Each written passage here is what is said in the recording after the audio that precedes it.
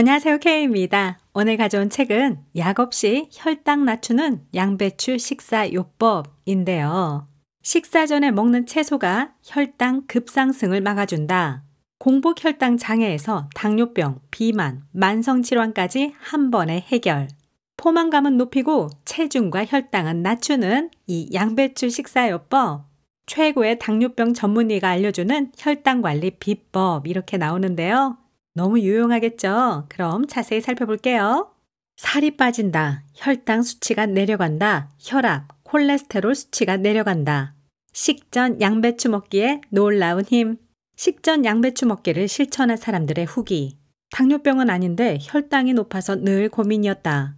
우연히 식전 양배추 먹기를 실천하고 정상으로 돌아왔다. 지금도 매일 먹고 있다. 6개월간 실천한 결과 40kg 감량했고 공복 혈당은 284에서 85.0으로 당화 혈색소는 11.1에서 4.9로 내려갔다. 당뇨 환자는 소식에 대한 강박이 있는데 식전 양배추를 실천하고부터는 공복감에 시달리지 않아 좋다. 배부르게 식사하는데도 혈당은 떨어지니 정말 신기할 따름. 입이 심심하거나 배가 고플 때 양배추를 먹었을 뿐인데 살도 빠지고 피부도 좋아졌다. 지금은 나보다 가족들이 더 챙겨 먹는다. 식전 양배추를 실천하고 나서 혈당뿐 아니라 고혈압, 콜레스테롤 수치까지 정상 범위로 돌아왔다. 당뇨 합병증의 공포로부터 탈출. 저자는 의사들이 손꼽는 최고의 명의로 자주 소개되는 일본의 저명한 비만, 당뇨병 전문의. 독자적으로 만들어낸 식전 양배추 먹기를 중심으로 혈당 관리에 유용한 식습관과 생활습관, 정신 스트레칭 등을 책과 강연을 통해 전파하고 있다. 환자에게 동기를 부여하고 스스로의 힘으로 당뇨병은 고칠 수 있다는 것을 강조하는 의사로도 유명하다.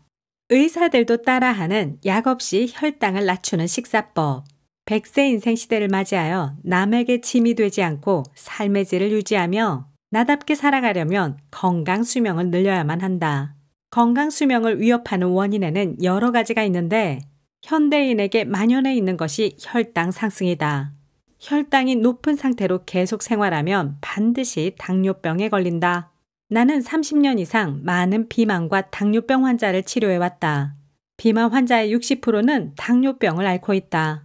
당뇨병이 진행되면 안저출혈을 일으켜 실명하거나 신장에 문제가 발생해 인공투석이 필요해지고 다리에 신경장애가 일어나서 절단해야만 하는 등 자립생활을 할 수 없게 되는 경우가 적지 않다. 또 당뇨병에 걸리면 암에 걸릴 위험이 커지며 치매 위험도 3.5배로 높아진다. 그러나 앞으로의 긴 인생을 생각해보고 초기 단계의 병원에 가서 진단을 받았으면 혈당 조절의 이로운 식사법이나 운동법을 몸에 익혀야 한다. 그러면 그 후의 인생이 달라진다. 약간 높을 때라도 그때 시작하면 평생 안심. 이 책에서 소개하는 내용은 나 역시 실천하고 있다. 그 중에서도 가장 추천하는 것은 식전 양배추 먹기이다. 식사하기 전에 양배추 6분의 1개를 먹기만 하면 포만감도 얻고 혈당 급상승도 막을 수 있다. 양배추는 성분 면에서도 나무랄 데 없는 식재료로서 꾸준히 먹으면 예쁘게 살을 빼면서 건강해질 수 있다. 실제로 나의 식사 지도를 따른 환자들은 체중이 줄면서 혈당 수치가 낮아지고 그 다음에는 전반적인 몸의 컨디션과 체력이 좋아지면서 앓고 있던 만성 질환까지 개선되었다. 일반 사람뿐만이 아니다. 나의 강의를 듣고 동료 의사들도 실천했는데 모두 고혈당은 물론 고혈압과 비만 등 각종 질환을 호전시킬 수 있었다. 혈당을 조절하기 위해서는 음식을 먹기 시작한 지 30분이 지나면 운동을 하는 것도 필요하다. 자신의 몸 상태에 맞게 다리를 올리거나 몸을 가볍게 움직이기만 해도 좋다. 식후 활동이나 식후 걷기 꼭 필요하죠.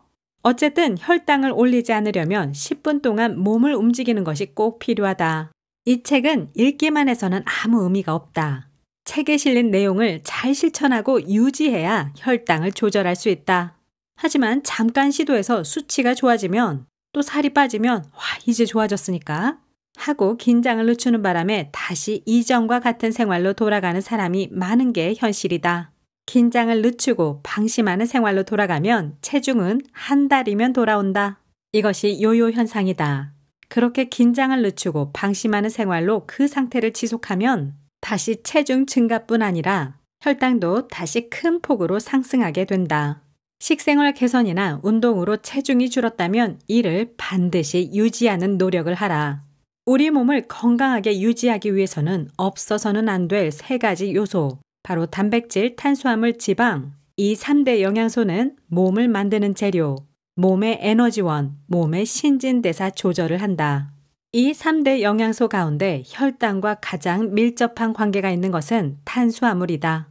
혈당이 높거나 낮다고 할 경우 이에 직접 관여하는 것은 바로 빠르게 에너지로 전환되는 당질을 많이 함유한 탄수화물이다.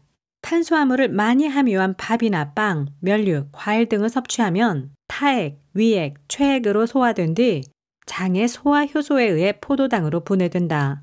이 포도당은 소장벽에서 흡수되어 간을 거쳐 혈액으로 들어가 에너지원이 된다. 또 포도당은 간이나 근육에서 글리코겐으로 전환되어 축적된다.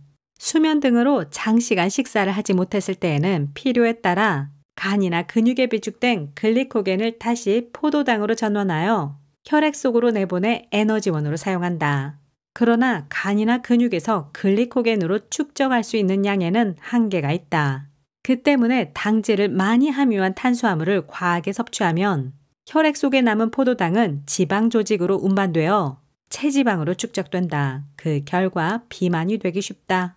반대로 탄수화물 섭취가 부족하면 혈액 속의 당 농도가 낮아져서 에너지 부족 상태가 되는데 이럴 경우에는 쉽게 피로를 느끼고 무기력해지게 된다.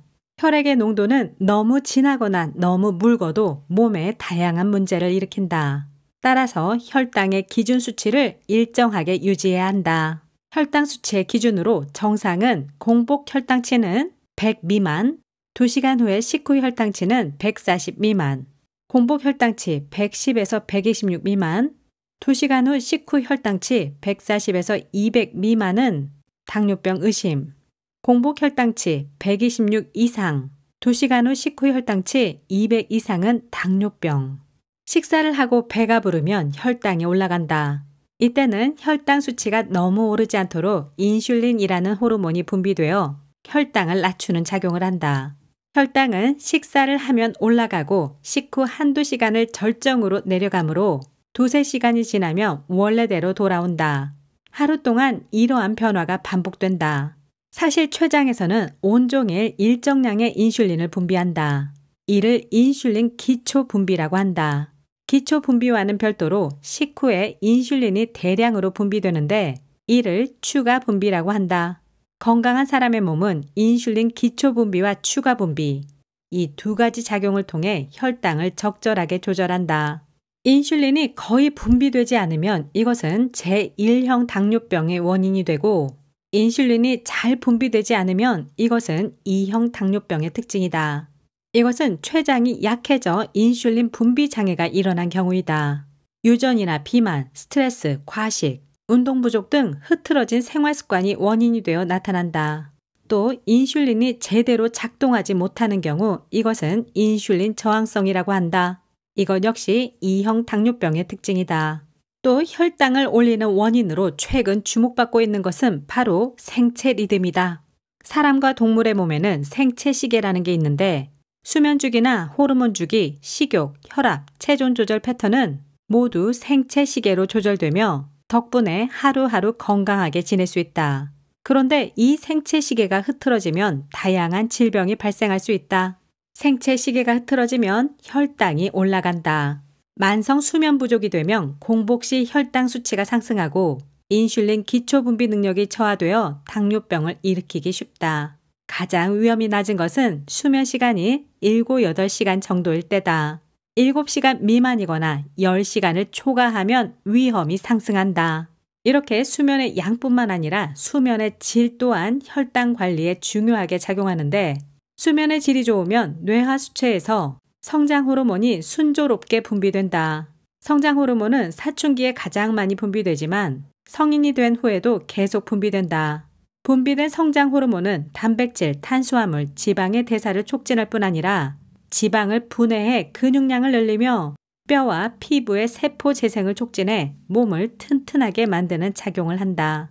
그런데 수면의 양과 질이 부족해지면 성장 호르몬의 분비가 줄어든다. 성장 호르몬 분비가 부족하면 신진대사가 저하되어 지방이 잘 소비되지 않고 그 결과 대사증후군이나 당뇨병으로 이어진다.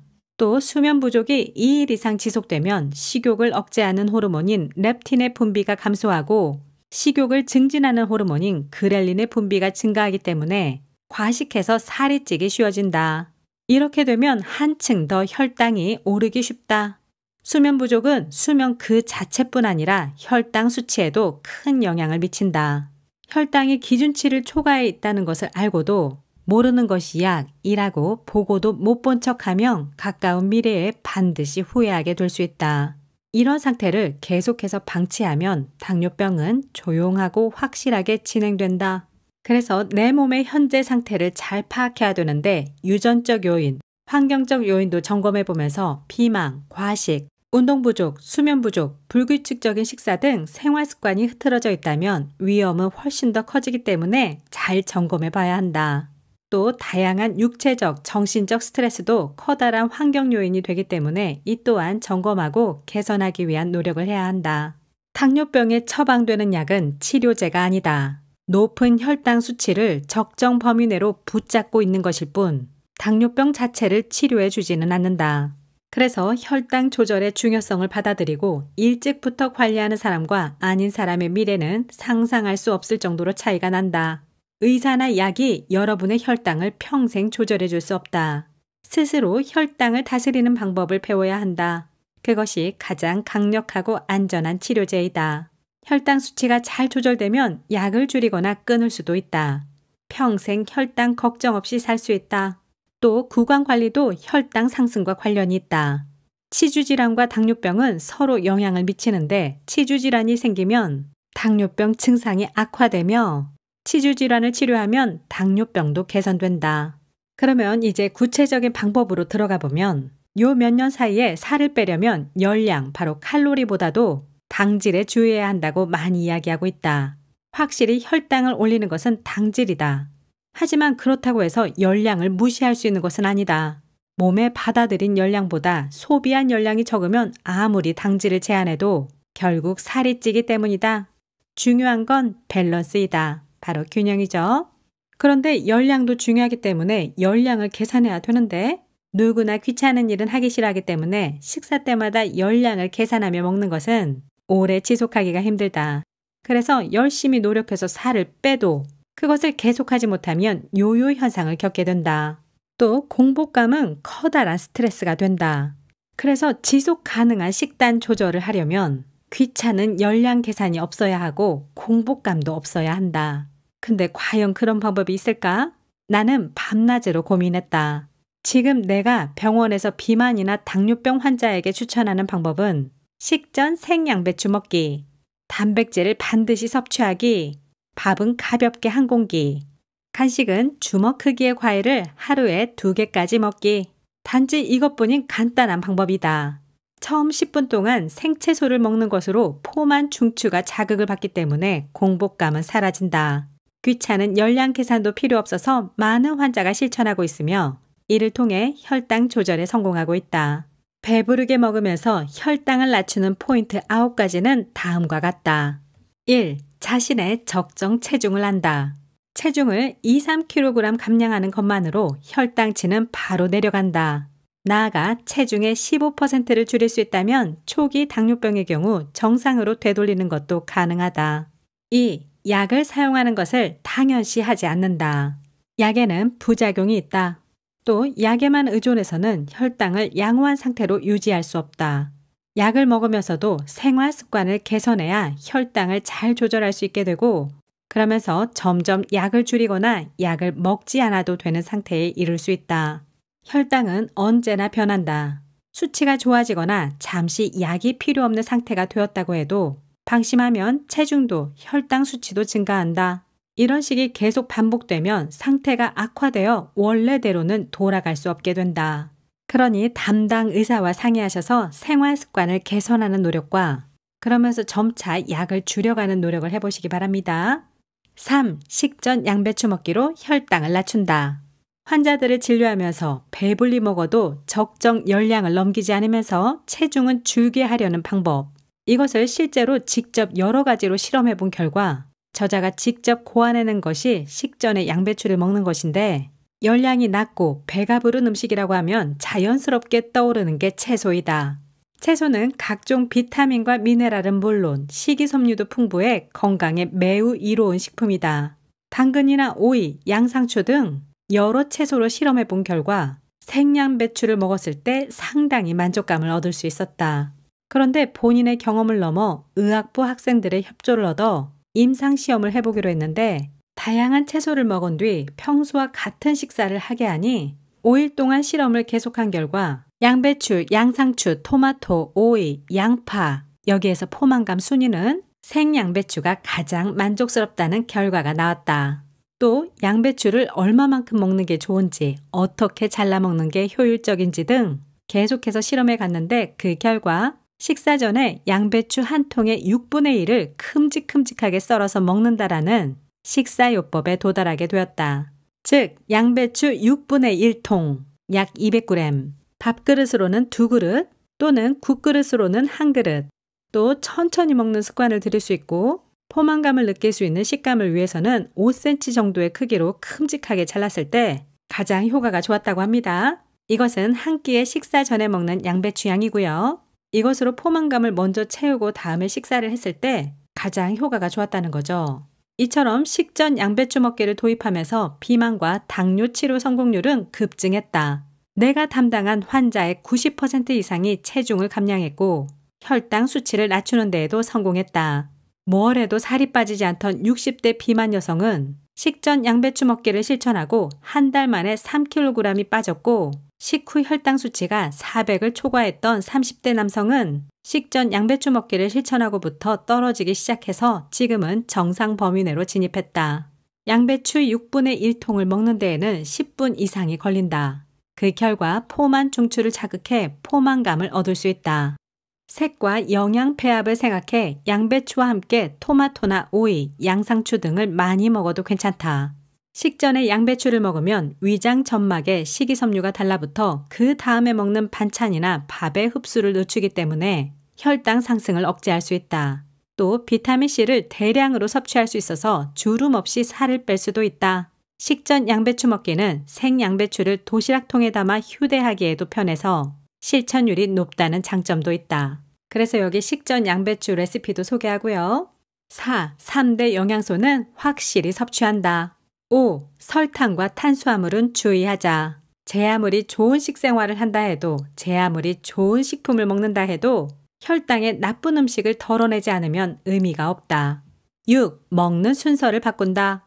혈당을 높이지 않는 먹는 순서의 예로는 1. 식전에 생양배추를 먹는다. 2. 샐러드나 조림 등의 채소 반찬을 먹는다. 3. 단백질, 고기, 생선, 콩 등을 먹는다. 4. 밥은 가볍게 한 공기. 5. 국은 건더기 위주로 먹는다. 또 간식은 주먹 크기의 과일을 1개만. 1일 최대 2개까지. 7. 1일 식사 적정량을 지켜 식사하자. 8. 식전 양배추 먹기를 3개월 동안 한다. 기한을 두지 않고 설렁설렁해서는 결과를 기대할 수 없다. 의욕의 스위치를 켜고 그날부터 3개월이라 정해두고 식전 양배추 먹기에 도전해보라. 3개월은 새로운 습관을 들이는 기간이다. 3개월 정도가 생활 리듬을 만들기 쉽고 또 좋은 성과가 있다면 계속해서 실천하기에 좋기 때문이다. 또 꾸준히 해서 목표를 달성하게 되면 꾸준히 하다 보니 당연하게 생각해 계속하게 된다. 또 식전 양배추 먹기와 운동이 정착된 생활을 하는 것은 아주 이상적이다. 또 체중 변화를 시각화하면 효과적이다. 그래서 여기 체중 기록 표도 나와 있네요. 9. 스트레스는 그때그때 푼다. 스트레스 호르몬이 혈당을 올린다. 스트레스는 그때그때 해소할 수 있는 자신만의 방법이 있어야 하고, 또 바로 해소할 수 없다면 스트레스의 원인이 되는 생각을 바꾸자. 식이섬유가 풍부하고 열량이 낮은 양배추는 혈당을 낮추기만 하는 것이 아니다. 비타민과 미네랄 등 몸에 좋은 성분을 듬뿍 함유하고 있어 무리 없이 체중 감량을 하면서 다양한 건강 효과도 얻을 수 있는 슈퍼 식재료라고 할 수 있다. 효소란 체내에서 일어나는 화학 반응을 촉매하는 분자를 말한다. 체내에 흡수된 영양소를 분해하는 것도 화학 반응의 하나이다. 효소에 주목하면 양배추는 단순히 포만감을 얻기 위해 먹는 식품만이 아니다. 양배추에는 탄수화물을 분해하는 효소인 아밀라아제가 다른 채소에 비해 많이 함유되어 있기 때문이다. 그래서 탄수화물을 먹을 때 양배추를 함께 먹으면 살이 잘 찌지 않게 된다. 효소가 함유된 식품을 가열하면 효소의 활성이 사라져 탄수화물을 분해하는 작용이 없어지게 된다. 그래서 찌거나 삶은 양배추보다 생양배추를 권하는 데는 이런 이유가 있다. 근데 제 경험으로는 찌거나 삶은 양배추도 다음날에 보니까 확실히 체중을 내려주더라고요. 사람마다 다를 수는 있겠지만 저는 그런 효과를 봤었는데, 그래서 양배추가 너무 신기해서 양배추에 대해 공부하고 싶었는데 이렇게 지원을 해주셔서 아주 실용적인 부분들을 많이 배울 수 있네요. 그래서 양배추는 다이어트 효과도 기대할 수 있는 효소가 듬뿍 있고 위장 질환과 지방간에도 효과적이다. 양배추는 몸의 세포와 세포를 연결하는 단백질인 콜라겐을 만드는데 꼭 필요한 비타민C가 매우 풍부하다. 큰 양배추 잎을 생으로 몇 장 먹기만 해도 하루에 필요한 비타민C의 대부분을 섭취할 수 있다고 알려져 있다. 비타민C를 충분히 섭취하면 피부를 촉촉하게 유지할 수 있고 피부 탄력이 좋아져 체중을 감량해도 쭈글쭈글해지지 않는다. 또한 피로회복과 감기 예방, 면역력 강화, 체내 활성산소 억제 등 많은 건강 효과를 기대할 수 있다. 또 동맥경화나 심장 질환 예방에도 도움이 된다. 양배추에는 비타민 U도 풍부하다. 안쪽 잎, 특히 심 부분에 많이 포함되어 있다. 비타민 U는 양배추에서 발견된 영양소로 별명은 캐비진이다. 위점막의 신진대사를 활성화하거나 위산 분비를 억제해 위궤양과 십이지장 궤양을 예방하고 개선하는 효과가 있다. 또 간 활동을 활발하게 해서 신진대사를 촉진하므로 간 기능 향상과 지방간 예방에도 도움이 된다. 이 밖에 뼈의 형성을 촉진하고 혈관 건강을 유지해주는 비타민 K, 단백질이나 세포를 만들 때 빼놓을 수 없는 엽산, 뼈나 치아를 만드는 칼슘, 혈압을 낮추고 뇌졸중을 예방하며 골밀도를 높여주는 칼륨 등의 비타민과 미네랄도 풍부하다. 또 암 예방에 효과적인 성분이 많이 들어있다. 양배추는 미국 국립암연구소에서 발표한 암 예방에 효과적인 성분을 포함한 식품 목록 가운데 상위 그룹에 속한 식품이다. 이는 이소티오시아네이트라는 생리활성 물질을 함유하고 있기 때문인데 같은 겨자과인 브로콜리나 순무, 고추냉이에도 풍부한 것으로 알려져 있다. 이소티오시아네이트는 체내에서 발암물질이 활성화하는 것을 방지하고 암에 걸리기 전 이상세포의 증식을 억제하는 작용을 한다. 강한 향균 작용 및 살충 작용 덕분에 위암이나 폐암, 결장암, 식도암 등에 효과적이라고 한다. 양배추에는 식품을 가열 조리하는 과정에서 발생하는 발암물질의 활성화를 방지하는 효소인 페록시다아제도 포함되어 있다. 양배추는 한방에서 자양강장에 좋다고 알려진 채소이다. 허약한 몸에 영양을 붙게 하여 영양 불량이나 쇠약을 다스리고 특히 장의 기운을 돋우며 오장을 튼튼히 하는 데 처방된다. 또한 양배추는 비타민 K와 항산화 성분인 안토시아닌을 함유하고 있어 뇌 기능을 향상시키고 치매를 예방해준다. 고령자의 건망증 방지나 노화로 인한 다리와 허리의 약화, 이명에도 효과가 있다고 하니 나이 든 사람일수록 꼭 먹어야 하는 식품이다. 그리고 양배추 외에도 양파, 브로콜리, 오이 등에도 혈당을 낮추는 성분이 포함되어 있다. 모두 마트에서 쉽게 구할 수 있고 일반 가정에서도 늘 상비해두는 채소라서 매일 식탁에 올리는 것은 어려운 일이 아니다.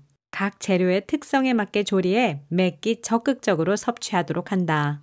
혈당 조절이 목적이라면 양파는 생채나 샐러드처럼 익히지 않고 생으로 먹는 것이 효과적이다. 근데 매운맛을 없애려고 찬물에 오래 담가두는 것은 금물이고 찬물에 살짝 헹구거나 한번 냉동해서 샐러드에 넣어보면 냉동해도 영양소에는 거의 변화가 없다고 하고요. 또 다른 방법으로 식초에 담근 양파를 추천한다고 합니다. 또 브로콜리나 콜리플라워, 양배추, 케일, 배추, 유채, 방울양배추 등의 겨자과 채소에 함유되어 있는 설포라판이라는 영양 성분도 주목받고 있다. 설포라판은 체내에 들어온 화학물질을 해독하는 작용을 하며 항산화력을 높여 암을 예방하는 데에도 효과적이라고 알려져 있다. 브로콜리는 송이보다 줄기의 영양가가 높으니 버리지 말고 모두 먹도록 한다. 끓는 물에 껍질을 깎은 줄기를 먼저 넣고 그 다음에 송이를 넣어 살짝 데치면 색이 선명해지고 씹는 맛을 살릴 수 있다. 또 오이는 조직의 96%가 수분으로 이루어져 있어 먹으면 시원하고 열량도 아주 낮은 채소이다. 한마디로 체중 조절에 안성맞춤인 식품이다. 또한 오이처럼 식이섬유 함량이 높은 채소는 혈당을 낮추기 때문에 당뇨병, 합병증 예방에도 도움이 되며 높은 포만감으로 식사량을 조절하는 데에도 효과적이다. 최근에는 오이에만 들어있는 지방 분해 효소인 포스포리파아제가 발견되어 다이어터들 사이에서 큰 화제를 모으고 있다. 이 효소 덕분에 오이를 먹으면 체중 감량에 도움이 된다고 한다. 꼭꼭 씹어 먹으면 오이의 세포막이 파괴되어 더욱 효과적으로 포스포리파아제를 섭취할 수 있다. 오이에는 항암 작용이나 면역 강화 작용을 하는 베타카로틴, 염분 배출 작용을 하는 칼륨, 피부 미용에 좋은 비타민C도 많이 들어있다. 특히 칼륨은 수분과 함께 이뇨작용을 도와 숙취 해소와 나트륨의 배출을 돕는데 이때 체내에 쌓여있던 중금속이 함께 배출되므로 혈액이 정화되는 효과도 있다. 오이는 특유의 식감을 느끼며 생으로 먹어도 좋으나 식초에 담가 먹으면 비타민C의 손실을 줄일 수 있어 더 좋다. 그리고 곤약, 버섯도 혈당을 억제하는 효과가 있다. 또 혈액을 맑게 하는 등푸른 생선도 혈당을 내려준다. 또 건강한 식사로 세계적인 관심을 끌고 있는 것이 바로 지중해식 식사인데 지중해식 식사는 채소와 과일, 생선류, 견과류, 올리브유 등을 충분히 섭취하는 지중해 연안의 전통적인 식사 방식이다. 그래서 지중해식 식사로 당뇨병 위험을 낮추자 이렇게도 얘기하고 있습니다.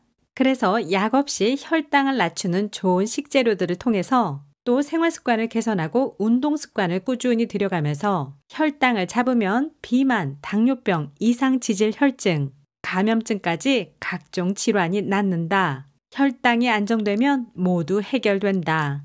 이렇게 얘기하고 있습니다.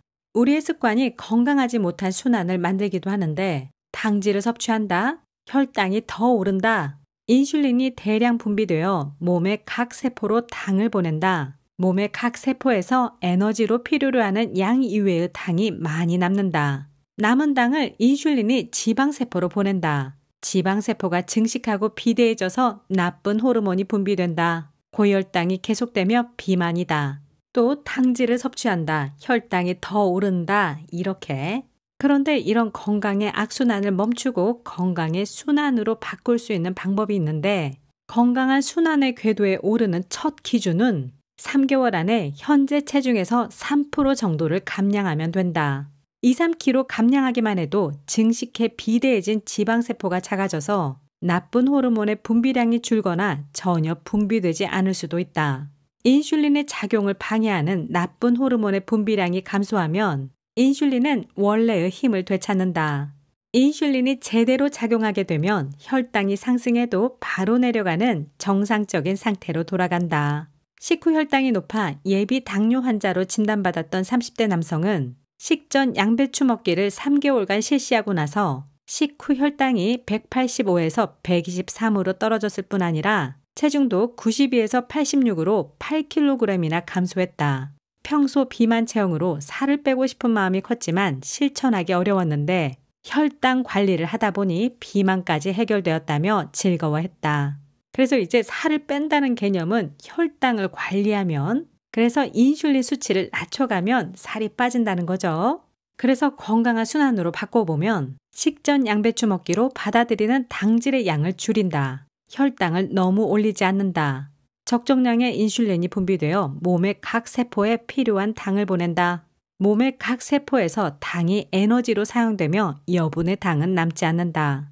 지방세포의 지방을 에너지로 바꿔 사용한다. 지방세포가 작아져 지방 분해 호르몬이 분비된다. 혈당치가 낮아져서 비만이 해소된다. 혈당이 올라가도 바로 내려가는 정상 상태가 된다. 이렇게 될 수 있다는 거죠. 또 식사 후 약간의 운동이 효과를 높여준다. 한 연구 결과에 따르면 식사 후에 운동을 할 경우 공복 혈당은 30, 식후 2시간 혈당은 70 정도로 떨어지는 효과가 있다고 한다. 혈당을 낮추려면 행동요법, 식이요법, 운동요법 이 3가지가 중요하다. 행동요법은 의욕을 가지고 행동을 시작하는 것, 식이요법은 식전 양배추 먹기와 익힌 채소, 그리고 하루에 필요한 영양분을 정해진 양만큼 먹을 것, 특히 근육을 유지하기 위해 단백질을 꼭 섭취할 것, 또 운동요법은 몸을 움직일 것, 이 3가지를 즐겁게 적극적으로 그리고 균형 있게 이루어가야 되는 거죠. 식후에 약간의 운동이라고 하면 15분에서 30분 정도 걷는 것이 최고이다. 하루에 5,000보 정도면 괜찮다. 날씨가 좋지 않을 때는 실내에서 제자리 걸음을 하기만 해도 된다. 걷는 것이 생활이 되면 체중도 자연스럽게 줄어든다. 체중이 줄어들면 인슐린 효과도 좋아져 혈당이 낮아진 상태로 안정된다. 식후에 몸을 움직이는 것과 움직이지 않는 것은 혈당을 낮추는 효과가 크게 다르다. 식후에는 가볍게 산책을 하거나 움직이자. 와, 이렇게 해서 약 없이 혈당 낮추는 양배추 식사요법 이 책을 자세히 살펴봤는데요. 읽으면 읽을수록 실용적인 부분이 참 많네요. 최고의 당뇨병 전문의가 알려주는 혈당 관리 비법. 식사 전에 먹는 채소가 혈당 급상승을 막아준다. 공복 혈당 장애에서 당뇨병, 비만, 만성질환까지 한 번에 해결. 식전 양배추 먹기에 놀라운 힘. 살이 빠진다. 혈당 수치가 내려간다. 혈압, 콜레스테롤 수치가 내려간다. 건강한 식재료와 함께 여러분의 건강한 라이프스타일, 즐거운 라이프스타일, 성장하는 라이프스타일을 응원드립니다. 지금까지 K였습니다. 구독과 좋아요, 알림 버튼 감사합니다. 다음 영상에서 또 만나요. 제발 안녕.